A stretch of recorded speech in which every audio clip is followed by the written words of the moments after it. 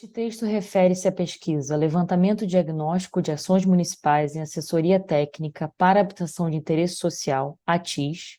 Eu sou Vitória Gouveia, uma das autoras, e além de mim são autoras Regina Bienenstein, Fê Frias, Luísa Brasil e Marcelo Gualberto. O órgão executor dessa pesquisa foi o Núcleo de Estudos e Projetos Habitacionais e Urbanos, que é um núcleo de extensão vinculado à Pró-Reitoria de Extensão da Universidade Federal Fluminense, e a pesquisa foi viabilizada por uma parceria entre o Conselho de Arquitetura e Urbanismo do Rio de Janeiro, a Universidade Federal Fluminense, a Pró-Reitoria de Extensão e o Núcleo de Estudos e Projetos Habitacionais e Urbanos, que é o NEPUR.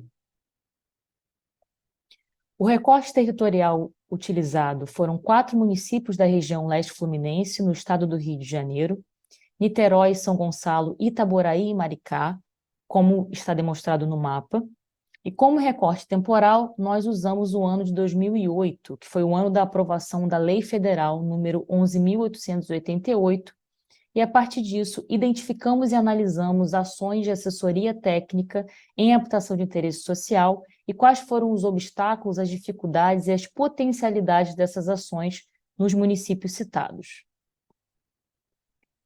É importante falar um pouco sobre essa Lei Federal de ATIS, que é a Lei 11.888, além da importância da assessoria técnica gratuita, que decorre das condições de moradia da parcela mais pobre da população, que, frente aos altos custos do mercado imobiliário formal e à inoperância do Estado, se vê obrigada a procurar suas próprias soluções de moradia, ocupando espaços que são relegados pelo capital imobiliário na periferia progressivamente mais distante e marcada pela insalubridade e a precarização da infraestrutura urbana.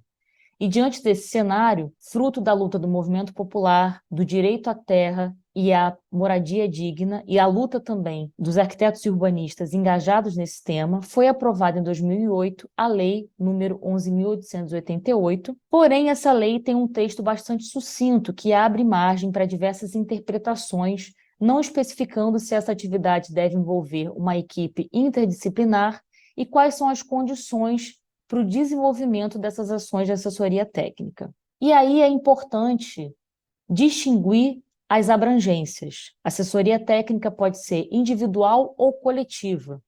No caso da assessoria técnica individual, como ela parte apenas de uma unidade habitacional ou unidades habitacionais isoladas, ela é insuficiente para resolver problemas como a segregação, a precariedade do assentamento, a ausência de serviços públicos e infraestrutura, além de poder colaborar para consolidar situações de problema variados, nem sempre restritos à unidade habitacional. Já a assessoria técnica coletiva é voltada para os espaços públicos e privados, trata da implementação de serviços públicos, a regularização urbanística e fundiária, a melhoria das condições ambientais, podendo oferecer subsídios para resistir a despejos ou ações de remoção forçada. Os objetivos dessa pesquisa foram aprofundar a reflexão sobre a TIS, tema presente na pauta de gestores, universidades, ONGs, entidades de arquitetos e urbanistas e movimentos sociais, além de identificar e classificar nos 4 municípios apontados os atores com alguma atuação em assessoria técnica e quais são os obstáculos e dificuldades enfrentadas e potencialidades para o seu desenvolvimento. E, por último, contribuir para que as prefeituras incorporem instrumentos de assessoria técnica como política pública para a habitação de interesse social. Falando um pouco sobre a metodologia utilizada, a pesquisa foi realizada por fontes secundárias, além de uma disciplina do Programa de Pós-Graduação em Arquitetura e Urbanismo da Universidade Federal Fluminense e um curso de extensão desenvolvido pelo NEPUR, que foi o Seminário sobre a TIS e o Balanço Necessário. Além disso, nós fizemos entrevistas com arquitetos e urbanistas das equipes de ATIS e lideranças de áreas que foram objetos das ações de assessoria e identificamos 10 grupos técnicos que desenvolveram e levantaram dados como a equipe responsável, o município onde foi desenvolvida, a duração das ações, a natureza, a abrangência, o financiamento, origem da solicitação, participação da população e os aspectos positivos e aspectos negativos. Então, nós levantamos essas equipes e analisamos a partir desses critérios. É importante falar um pouco sobre os municípios e o que nós percebemos nesses municípios. Primeiro, o município de Maricá, que tem uma população de 197.300 habitantes, é o município com a menor população. Esse município, em 2010, a partir do Plano Local de Habitação de Interesse Social, identificou 31 assentamentos precários e um déficit habitacional de 2.714 unidades habitacionais e 34.649 domicílios em situação de inadequação e semi-adequação. Já Itaboraí tem uma população um pouco maior, de 224.267 habitantes. Em 2005, Itaboraí criou a Secretaria de Habitação e Serviços Sociais de Itaboraí. Em 2007, o Fundo Municipal de Habitação de Interesse Social. E entre 2007 e 2008 foi elaborado o levantamento de subnormalidades municipais. E em 2011, a partir de uma pesquisa desenvolvida pelo NEPU, nós constatamos que existiam 11.665 domicílios distribuídos em 26 assentamentos precários. Já São Gonçalo tem a maior população, uma população de 896.744 habitantes. São Gonçalo, em 2007, criou a Subsecretaria Municipal de Habitação, dentro da Secretaria de Urbanismo. Em 2013, ela se tornou uma secretaria adjunta da Secretaria de Assistência Social. E em 2016, ela recupera a sua posição de secretaria. Em 2009, foi criado o Fundo de Habitação de Interesse Social, que permaneceu inativo até 2021. E quanto aos assentamentos precários, em 2009, o município de São Gonçalo possuía 74 assentamentos precários. E, por fim, o município de Niterói, que possui um número de habitantes de 481.758, tem o maior IDH, que é o Índice de Desenvolvimento Humano, dentre os municípios citados, tem o mais alto IDH do estado do Rio de Janeiro e o 7º do país.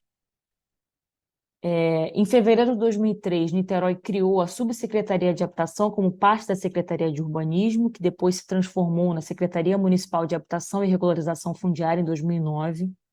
Em 2004, foi criado o Fundo Municipal de Urbanização, Habitação e Regularização Fundiária e o Conselho Municipal de Política Urbana.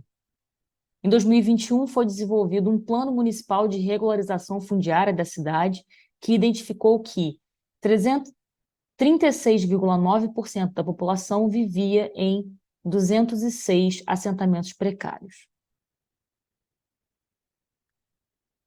Além disso, nós identificamos 31 ações de ATIS distribuídas entre 10 equipes de trabalho. Essas equipes de trabalho se diferenciam entre a universidade, ONGs, escritórios de arquitetura e urbanismo, entre outras.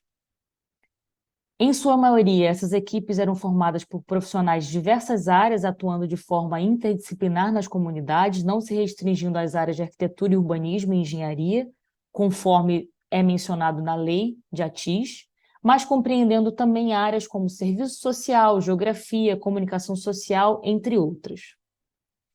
Em relação à quantidade de ações por município, temos em primeiro lugar Niterói, com 17 ações, seguido por Maricá, com 6 ações, São Gonçalo também com 6 ações e, por fim, Itaboraí com 2 ações.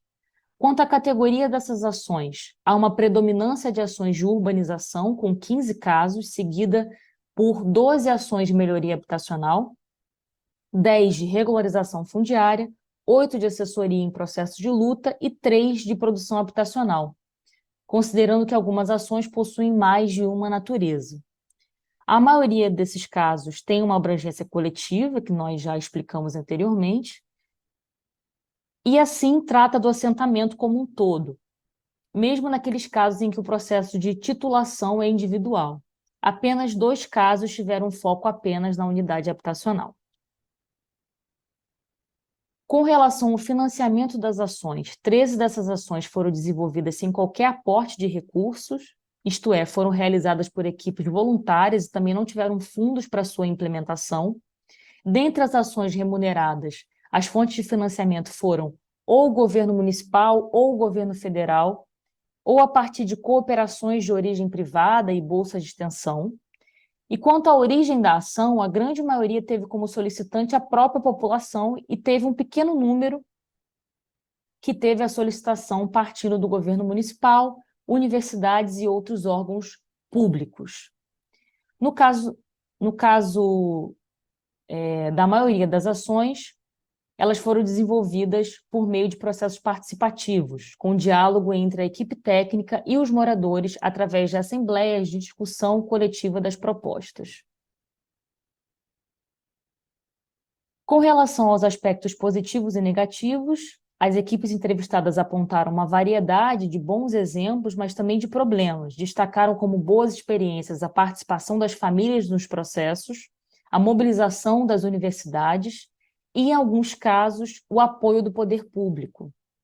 Como problemas foram relatados com frequência a falta de apoio municipal, a falta de recursos financeiros e a interrupção de processos e a desmobilização. Como conclusão dessa pesquisa, nós concluímos que nenhum dos municípios regulamentou realmente a lei de ATIS, que é a lei número 11.888, e assim as políticas habitacionais aparecem desconexas e pontuais. Além disso, é necessário um esforço para incluir práticas participativas, priorizando a participação da população mais pobre no cotidiano da administração pública. Em relação aos casos de ATIS apresentados, as ações desenvolvidas demonstraram a importância das universidades, especialmente a universidade pública. A participação da população, que aparece em destaque nas experiências relatadas por conta do conhecimento dos moradores a respeito do seu território, é muito importante para que se possa estabelecer um diálogo bem consolidado entre a equipe técnica e a comunidade, entre o saber técnico e o saber popular. E, por último, a importância do protagonismo popular na luta pelo direito à cidade, com a formação de sujeitos ativos que busquem ações que assegurem não só o acesso individual à moradia digna, mas sim a garantia do acesso pleno à moradia, à regularização fundiária e urbanística, através da organização coletiva dos territórios populares.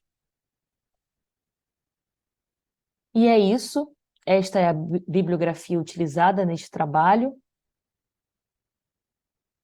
Esses são os nossos e-mails e site de contato.